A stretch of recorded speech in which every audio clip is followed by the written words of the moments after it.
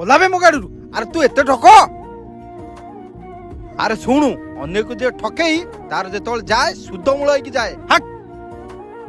ହା ଯା ତୁ, କିଛି ହବନି ମୋର। ଆସିକି ଗପ ଶୁଣେଇଲା। ତୁ କୋଉଠି ପକେଇଲୁ ରେ?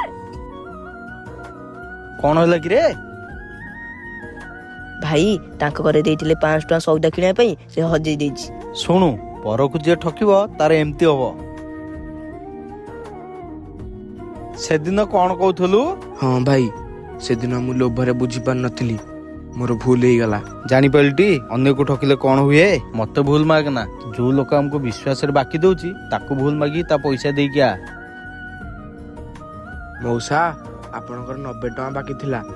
ଆପଣଙ୍କର ମନେ ନଥିଲା, ଆପଣଙ୍କ 40 ଟଙ୍କାଟା ନିଅନ୍ତୁ। ଯୋଉମାନେ ଆମକୁ ବିଶ୍ୱାସ କରୁଛନ୍ତି ତାଙ୍କୁ କେବେ ଠକନ୍ତୁନି। ଠକିବାଟା ଖାଲି ଭୁଲ ନୁହେଁ, ମହାପାପ ବି।